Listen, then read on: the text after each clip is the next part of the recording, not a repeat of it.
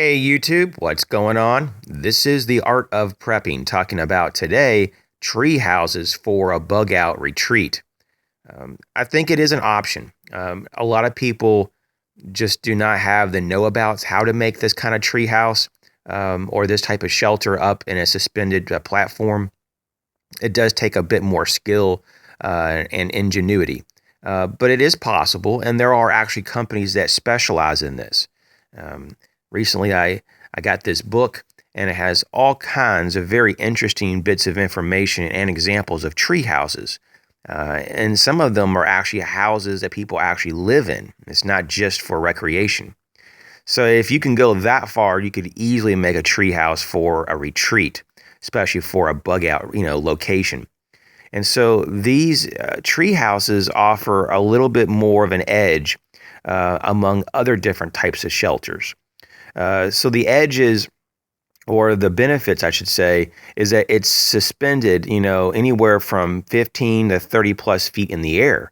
And because of that, you're in an elevated platform that is enabling you to look around and to be more aware of what's going on around you. So it increases your awareness. Also, from a tactical standpoint, it allows you to engage the enemy on high ground, so to speak. So it gives you that advantage. Now, ballistic protection, you're not going to have that unless you actually outfit your shelter with ballistic types of gear. But I would have to say, though, the access to your shelter is going to be limited. They can only come from below, or from helicopter from above, or from your limited access bridge system. And so you can control access quite a bit, more so than if you had a shelter on the ground. Now let's go ahead and look at a few more pictures here. This is a pretty cool book, and I'll put the name of the book in the description box below. So yeah, there's just a lot of different ways to limit access, and you can really make some very high quality little homes up in the trees. And so some people have stairwells that go up to a certain point, and then they have this rope bridge type of configuration. That's really cool. And you can have multi-stories.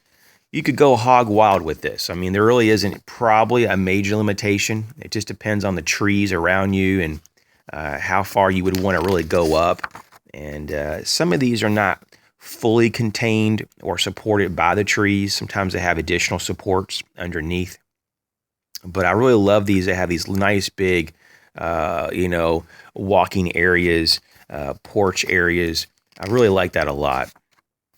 And so basically you can just configure this in different ways. So once again, you could outfit this with, more ballistic type of protection. If this was like a last resort pullback of a bug out location, or maybe a stronghold location, you could definitely increase the resistance from attacks if that was what you're worried from. But overall, though, I think this would just be a neat little retreat type of building. And so overall, these things are something you just don't hear a lot about. But ever since I watched Star Wars and the Ewoks were up in the tree canopies, I was just fascinated ever since I was young about how all that worked out. And so now you can see that there's a whole movement, and it has been for a while. It's just kind of a small group of people who do this. And so it's just one more idea. Sometimes we have to get motivated with an idea to do something about it, to improve our situation. So that's why I do a lot of different types of videos, because for some people, things just don't click until they find something that really, kind of jives with them. And so maybe for you, this is what motivates you to get more prepared. And if so, then that's awesome. So keep on prepping, keep on thinking outside the box. And even if your bug out location is suspended in the air, that doesn't mean that, it's wrong, because it might actually be perfect for you. Thanks again for your support. Hope everything is going well your way, and I'll catch you later.